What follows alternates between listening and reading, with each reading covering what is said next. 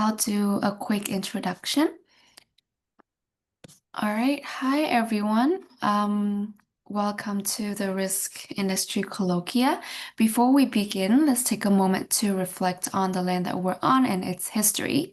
We acknowledge that the land that we are meeting on today is the traditional territory of many nations, including the Mississaugas of the Credit, the Anishinaabe, the Chippewa, the Haudenosaunee, and the Wendat peoples, and is now home to many diverse First Nations, Inuit, and Métis peoples. We are most grateful and respectful for the use of this land.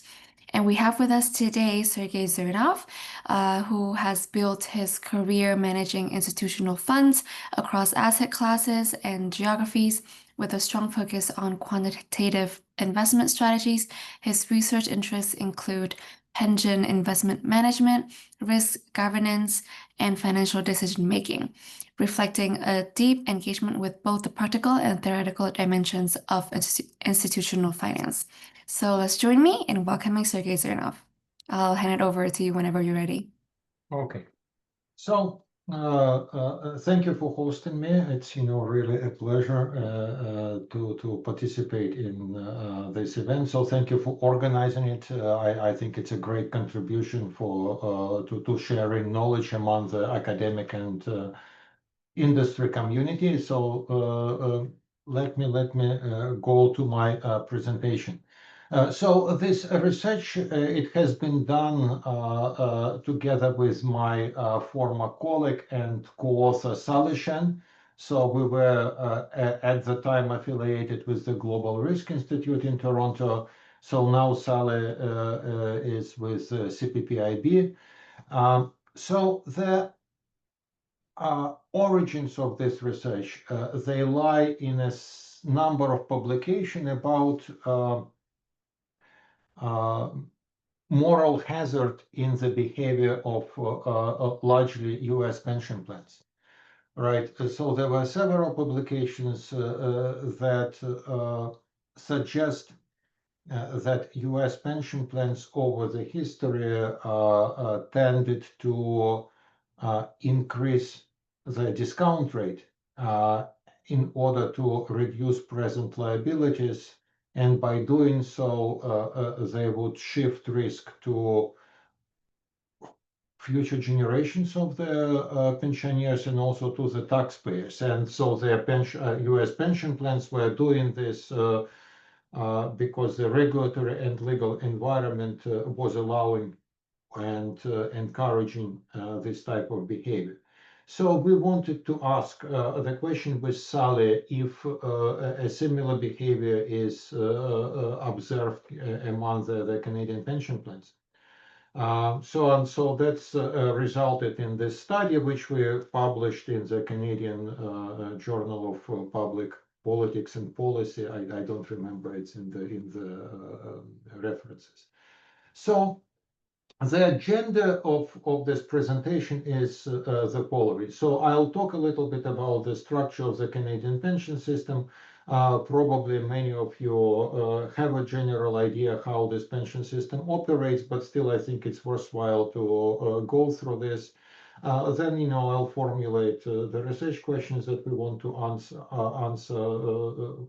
talk about data and methodology, report the findings and implications for pension governance. So, I mean, it's a fairly short article. I don't think, I'll take a full hour. I think, my presentation will take like 35, 40 minutes. And then, I hope there will be questions. But we'll see. So let's start with the Canadian pension system. So it's a multi-pillar pension system, not unlike pension system in other developed and mid-tier economies. So the Canadian pension system is reputable. It's a good pension system. It's not, the top pension system in the world, but usually it's ranked in the top quartile of developed countries' pension systems due to its, the income replacement, its governance, and other criteria, evaluation criteria. So, however, the Canadian pension system brought to the industry several very valuable innovations for which it's praised and recognized. And I'll talk a little bit about the innovations that Canadian pension system, Canadian pension plans brought to the industry. So it's a multi-pillar system, which is sort of standard in a good system design. The first pillar, it's a government-provided pension or old age income.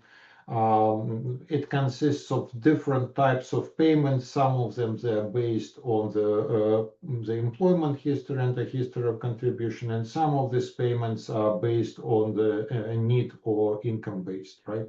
So the Canada pension plan is based on the history, while old age security and guaranteed income supplement, these are components which are based, which are need income based.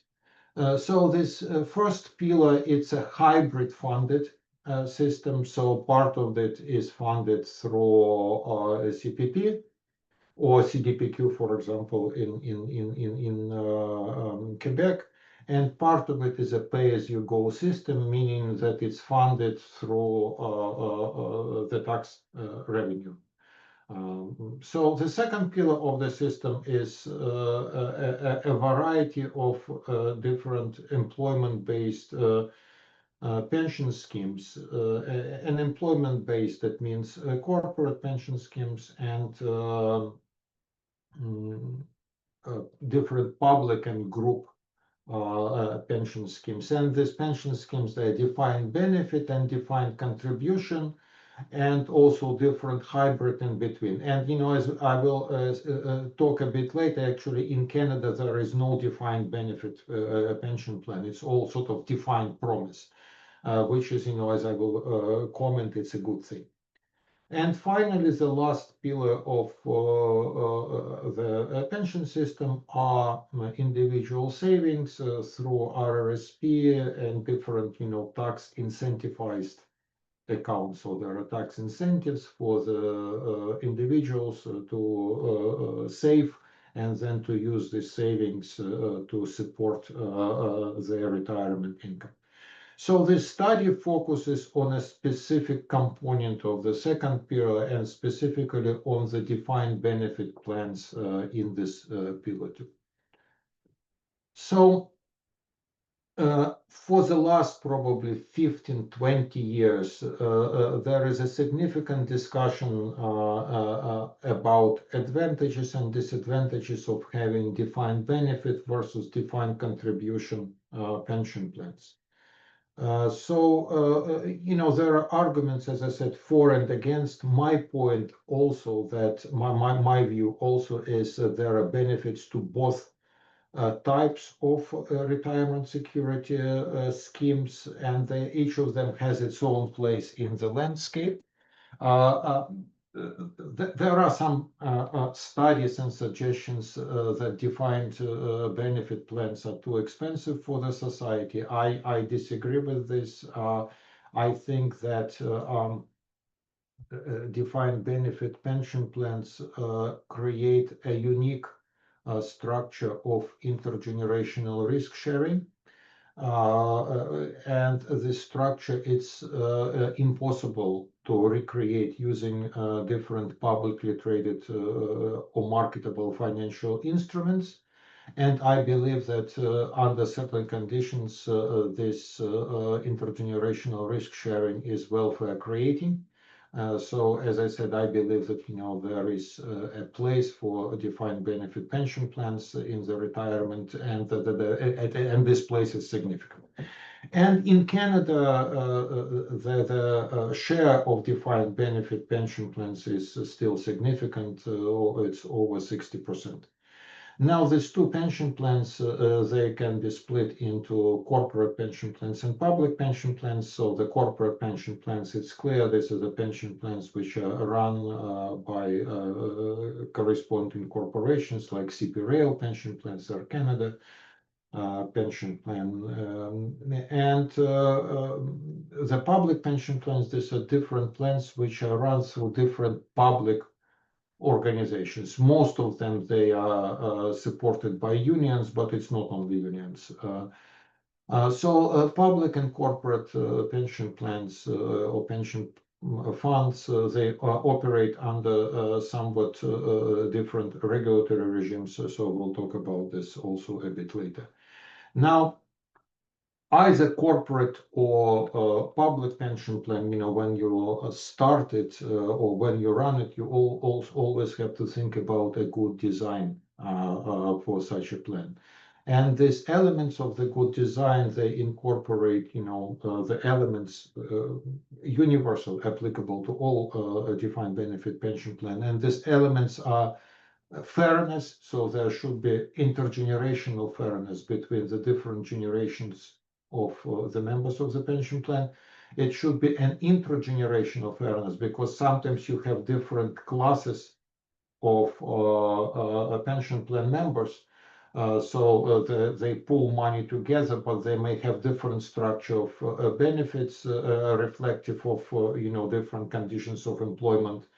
So there should be fairness within the pension plan, within the same generation. And finally, there should be fairness with respect to the third parties, largely with respect to the taxpayers, that there is no situation that, for example, taxpayers should be put in a position to bail out a funded pension plan.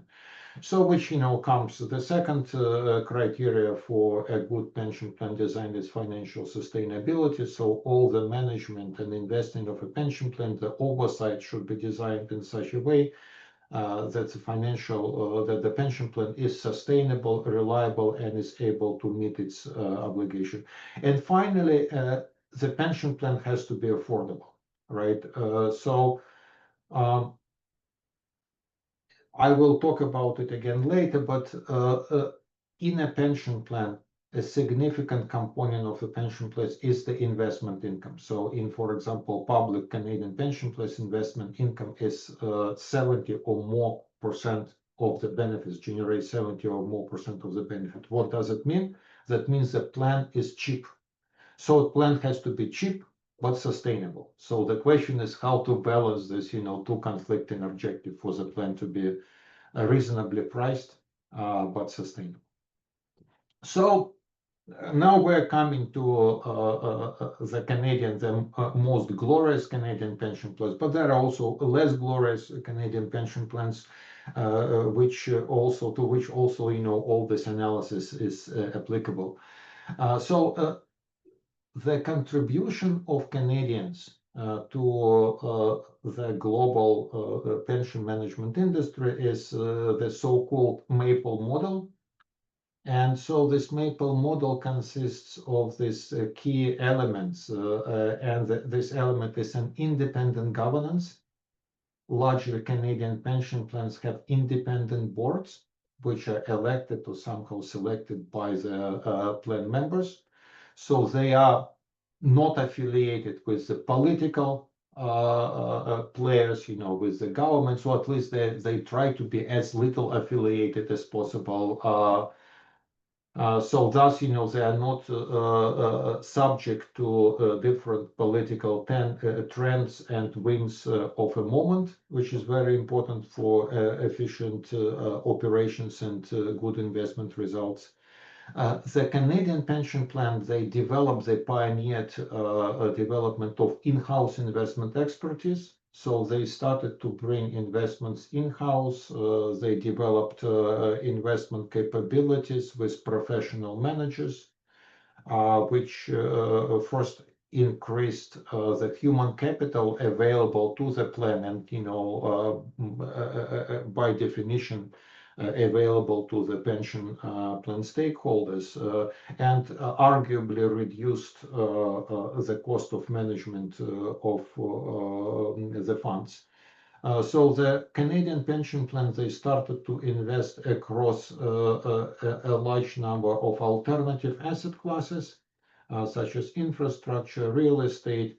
And important to note is that not only they started to invest into these asset classes, but again, they started to do it through internal expertise. which makes the whole difference, especially in areas such as, private equity, infrastructure investment, and real estate investment. So they develop internal expertise, and then they use this expertise to efficiently manage these alternative asset classes, which improve diversification and deliver this important efficient returns at a reasonable cost. So there are several studies which indicate that if alternative asset classes are managed by the third parties, most of the time a lion's share of the generated value goes to the fund managers rather than to the investors. So this Maple scheme with internal management and diversifications allows to bring this value to the end user, to the stakeholders. So the Maple funds usually, the term Maple funds usually applies to this largest 8 to 10 funds, such as Ontario Teachers Pension Plan, Public Employees Pension Plan, PSP, OMERS, HOOP, Hospital Employees of Ontario Pension Plan, and then BCI, AMCO, so British Columbia Investment Corporation, and AIMCO. So strictly speaking, not all these organizations are pension plans. Some of these organizations are investment management corporations which manage money for pension plans. This applies to the organizations like BCI and AIMCO. These are multi-client investment management, pension management organizations that manage pension money for different public pension plans, and also they also manage some other public pension money. But for our analysis, it's not that important. We still can view them as pension plans because that's sort of their main objective, investment management for pensions. And we will not talk about all these details of their governance structures and organization. Now, CDPQ and CPP, they stand a little bit apart because they're not, strictly speaking, defined benefit pension plans, because they fund these hybrid pension schemes, such as the federal pension or Quebec pension. So this is the pension schemes which are which combines pay-as-you-go funding and funded. So combines pay-as-you-go funding and funding through the accumulated through the fund. So they do not strictly have these liabilities that they would fund all the obligations, and so then the liability-driven investment is not as important, for CPP or CDPQ as, for example, for funds like OTPP, which have strict, well-defined liabilities.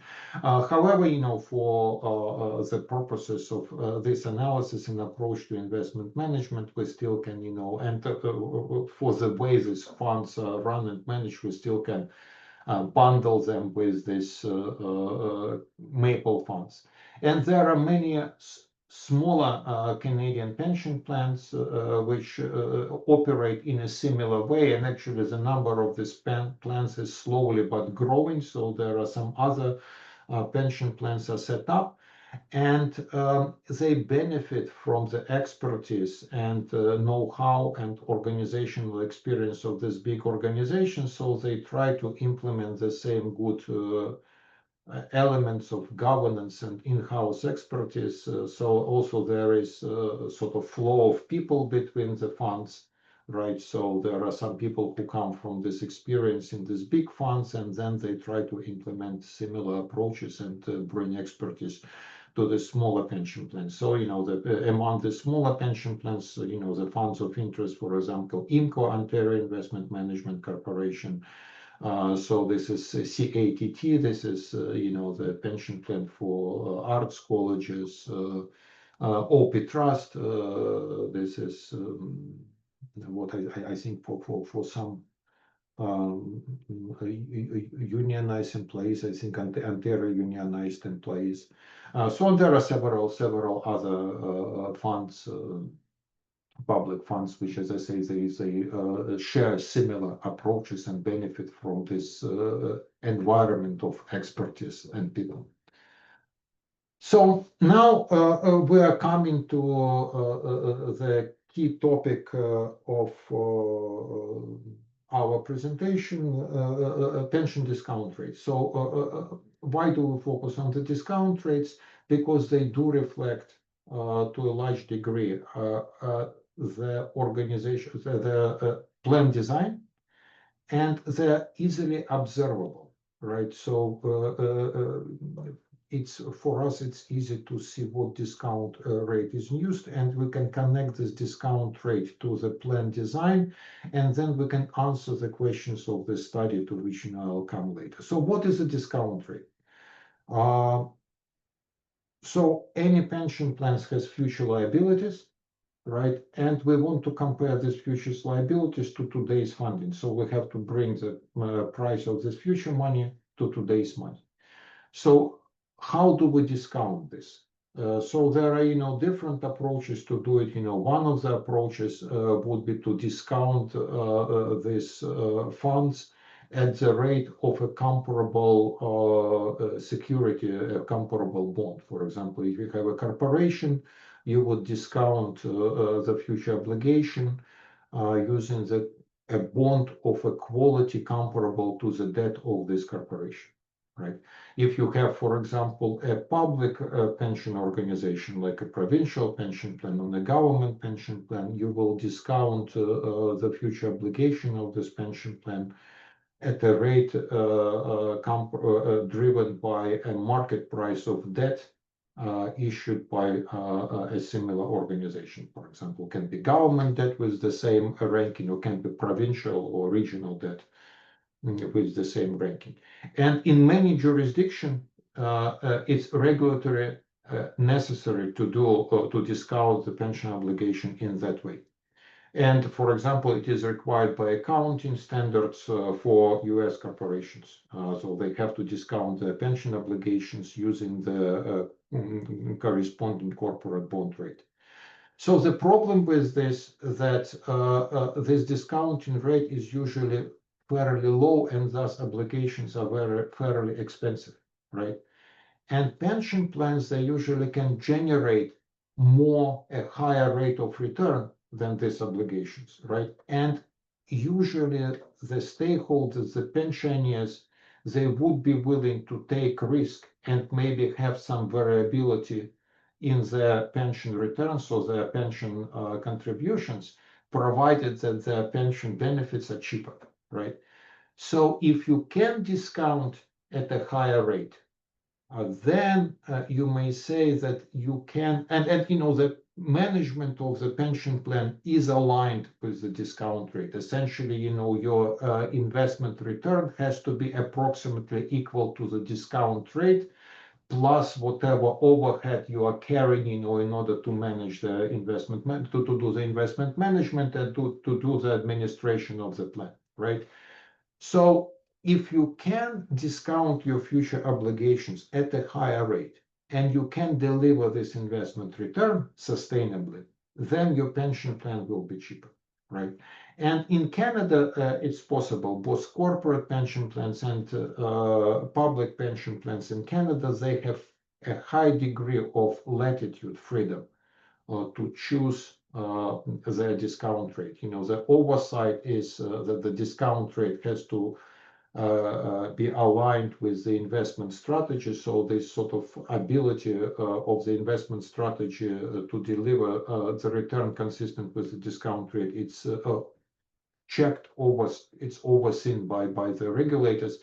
But the pension plan can choose the discount rate, and they also can choose an investment strategy that is consistent with this discount rate.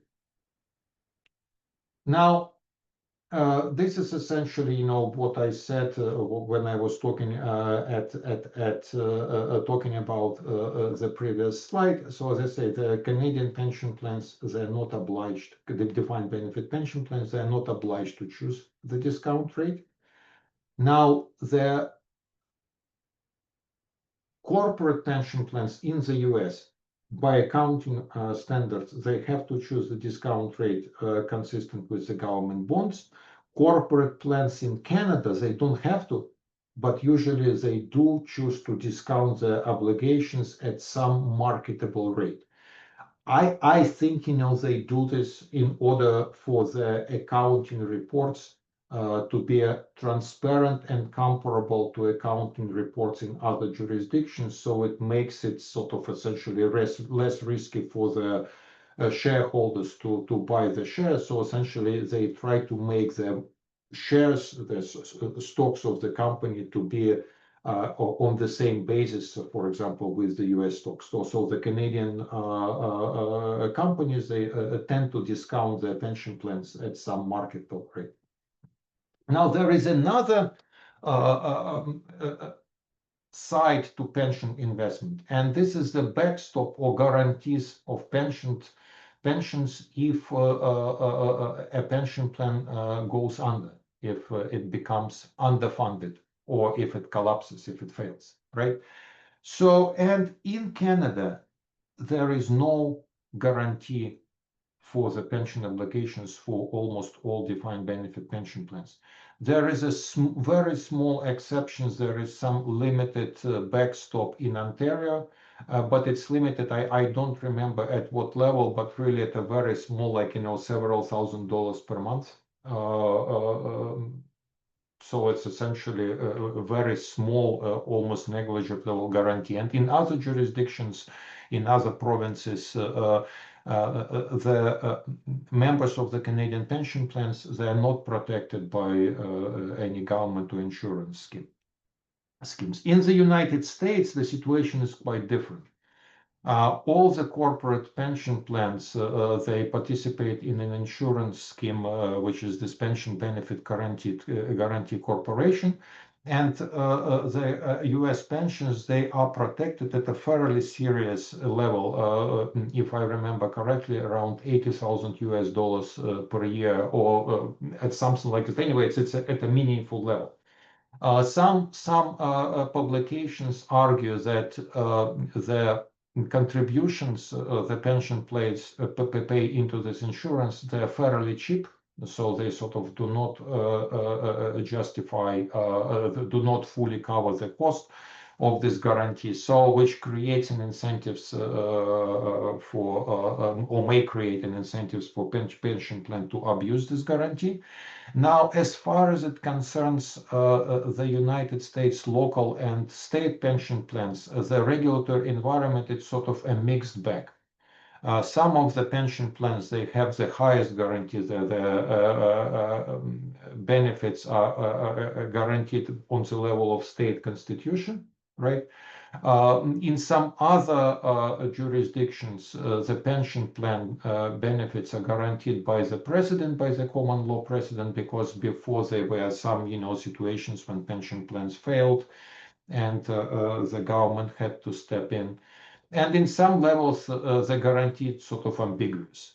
The federal pension plan is guaranteed in the United States, is guaranteed by the federal government of the United States, so which is, a significant degree of guarantee. So to summarize, overall, the US public pension plans enjoy a significant level of protection when they fail, so which creates a situation of potential moral hazard. And now we're coming to this question of our study. So we try to identify whether Canadian pension plan. So as I mentioned in the beginning, there are several studies which suggest that U.S. pension plans, they abuse these guarantees. They're influenced by the political trends, and so they try to make today's contributions cheap at the expense of future generations or the taxpayers. So they transfer risk, shift risk towards future generations of pensioners or the taxpayers, so risk shifting. Or Canadian pension plans behave responsibly, and that the risk of their investments and their discount rate, they're chosen based on the risk preferences of the stakeholders, taking into account that actually there are no incentives for the Canadian pension plans to shift risk, because just the regulatory environment doesn't allow them to do that. So we went through this. Let's go through the data and methodology. So the data for this research was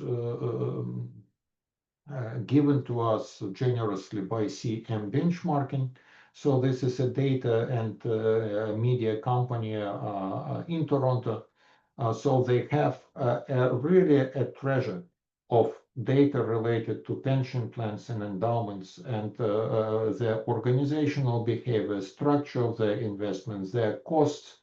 I think there is no other data set and data organization which is so knowledgeable about pension plans and endowments globally as CEM. So the CEM is founded by Keith Ambachtier, who has been a University of Toronto professor, and he is a prominent expert in pension management.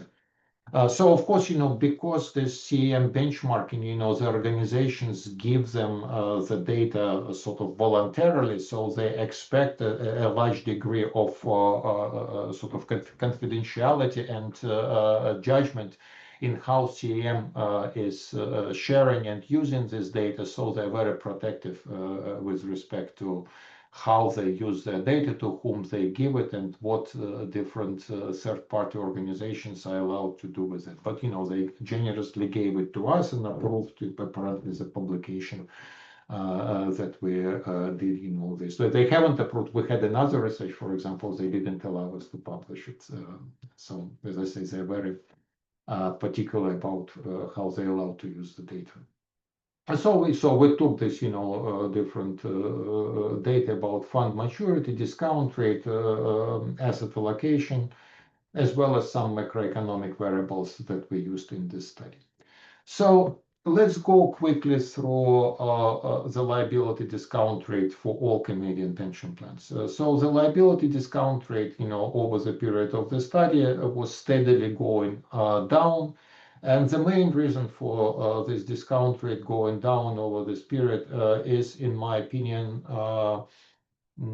because nominal yields were going down, right? So the nominal yields were going down, and because nominal interest rate is one of the largest components of both returns and also discounting factor.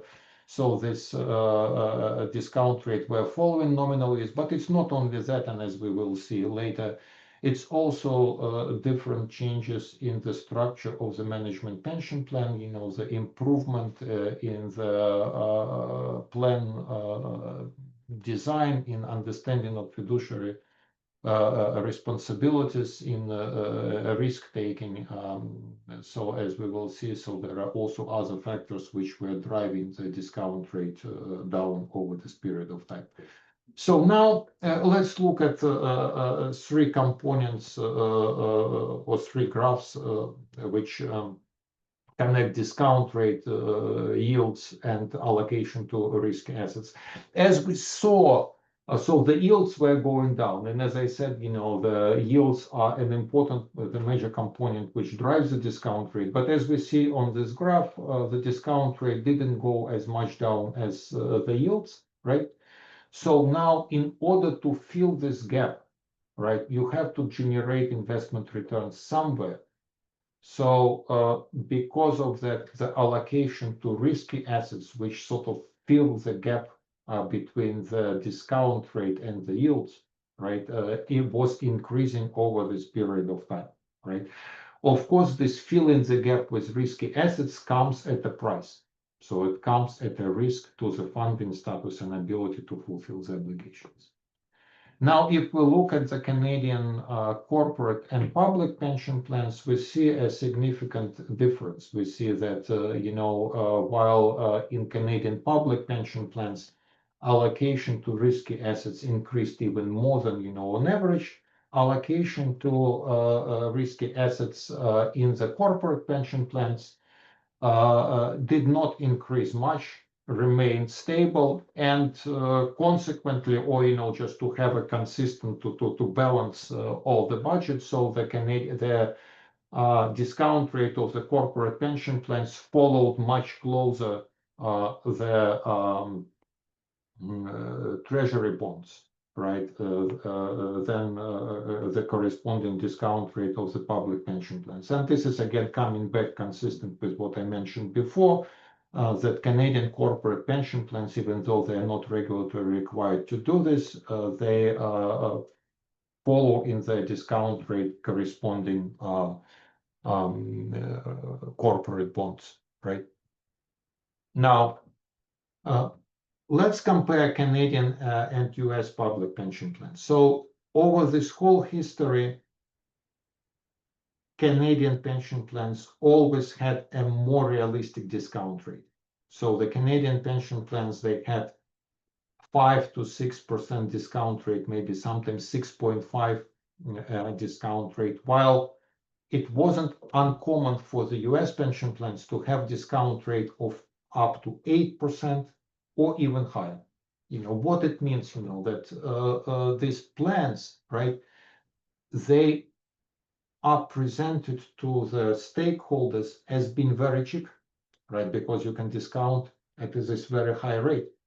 However, because they are so cheap, that people do not contribute enough. So in order then, to catch up, then you have to invest in very risky assets. Also, these pension plans, they may have not, sufficiently sophisticated investment management in order to deliver these high returns, and which resulted in a number of disasters, and you can read about different disasters with the US pension plans. But the point is that there was clear risk shifting documented in the research in the US pension plans, which was reflected in this high and unrealistic discount rate.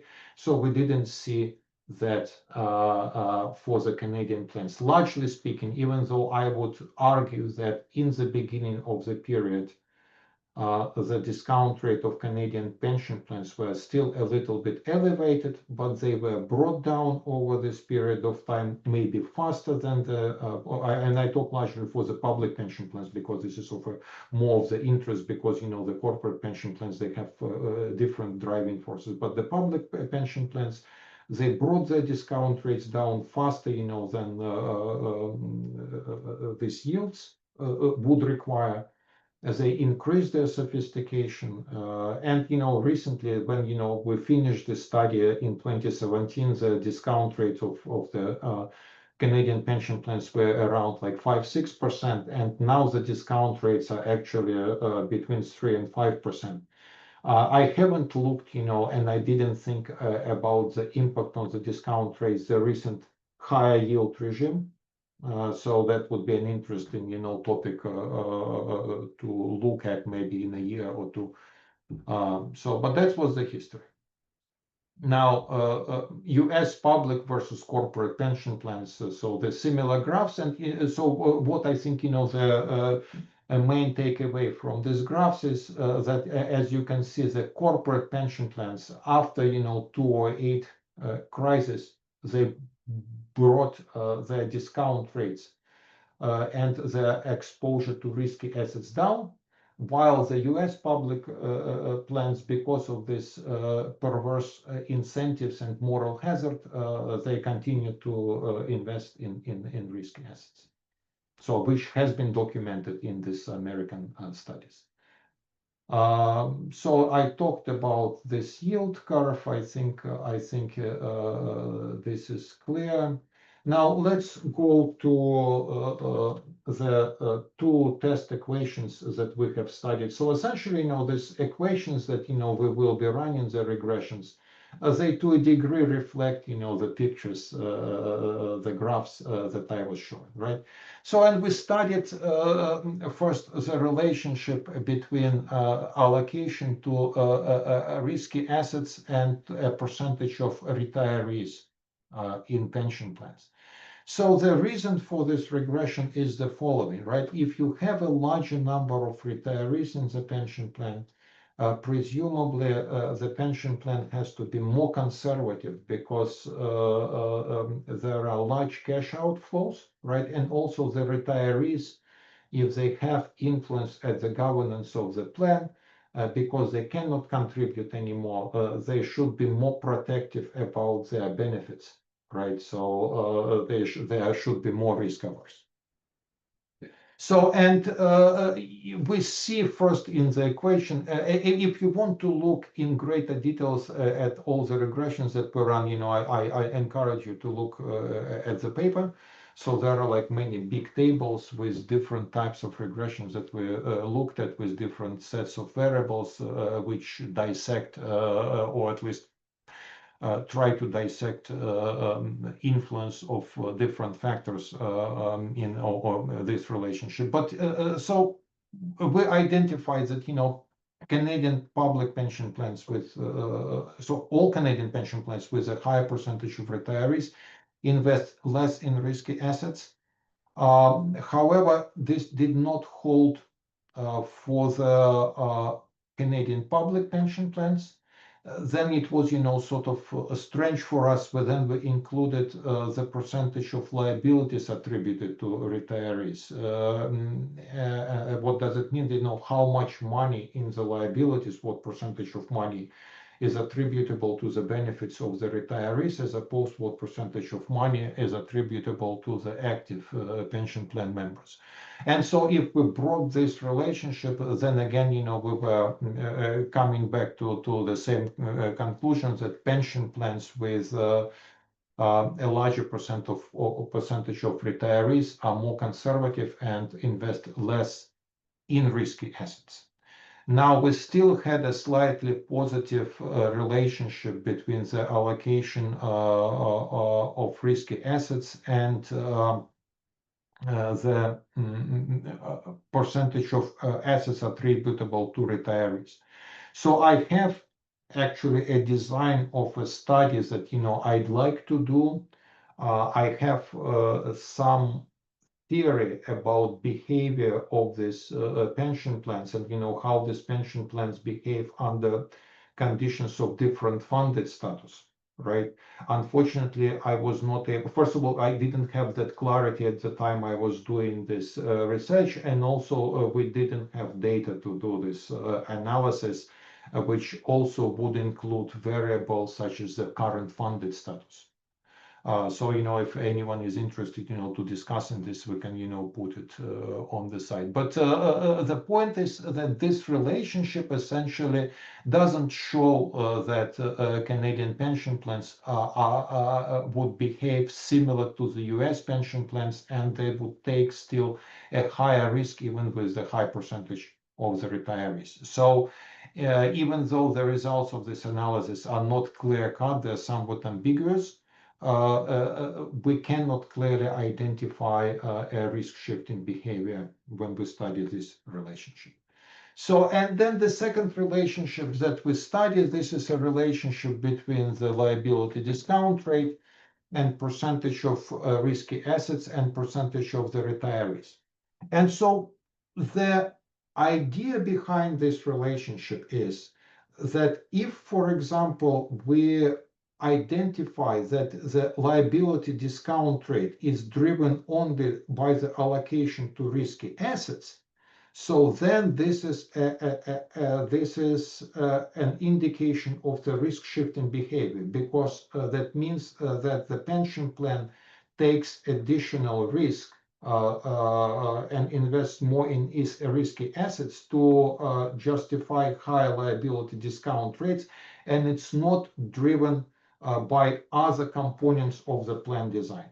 However, if the relationship between the risky assets, the allocation to risky assets, and liability discount rate is weak, then liability discount rate is largely driven by the other components of the plan design, and by inference, it's largely driven by the preferences of the stakeholders rather than, so essentially, plan design and preferences of the stakeholders should drive both liability discount rate and the amount of risk the plan is taking.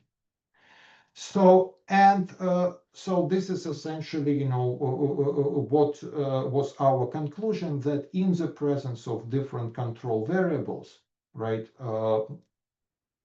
the liability discount rate is largely driven by the plan design characteristics rather than by the allocation to risky assets. So the conclusion of this research is that essentially we did not find evidence that Canadian pension plan shift risk either to future generations or to taxpayers, right? And so the reason for this is they don't shift to the liability to the taxpayers because there is just no regulatory or legal framework because there is no backstop, right? So which apparently makes it impossible.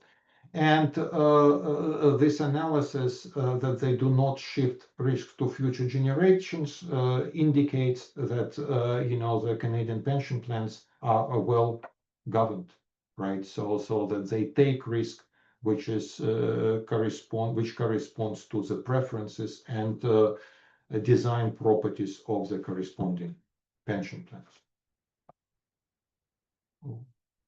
So what are the policy implication? Well, if you create a situation for moral hazard, the moral hazard will happen. And if you have transparent, competitive governance, as has been created for the Canadian pension plan, then you will likely arrive to a situation when the pension plans, the managers and the executives, they manage the funds responsibly in a way to reflect the preferences of the stakeholders, thus performing the fiduciary responsibilities. And that's all, 45 minutes. Yeah.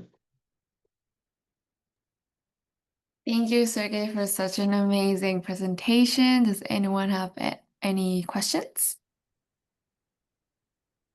Hi. Yeah, thank you, Go Sergey, ahead. for the presentation. I have one question. What are the control variables that were in the regression? I don't think you mentioned. So the control variables, there are some public-private control variable. There are some seasonality, so year control variable. What other control variables? I don't remember. There is bounded status. Yes. So we have yield. We have in some situations we have inflation as a control variable. Public, private. So there's different individual effects, control variables. Yeah. So some of the funds, for example, provide inflation protection, some don't. So this variable, so different variables, they address the annual effects, right? Because all these funds, they can be shocked in the same year in the same way. So we sort of include the dummy variable for the year.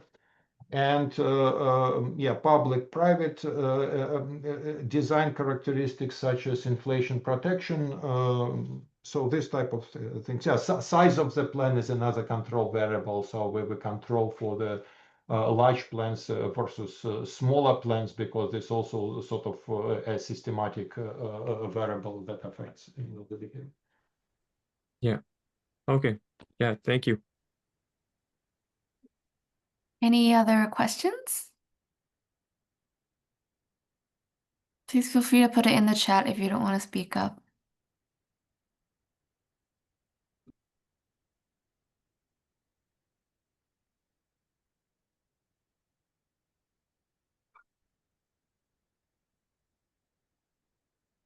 Well, no other questions for our speaker today. I think please feel free to connect with our speaker on LinkedIn. If you have any questions in the future, you can reach out to him. And yeah, I will conclude the colloquia today. Thank you, Sergey, for an amazing presentation. And thank you to our audience for joining us today. And we look forward to seeing you again for the future colloquia.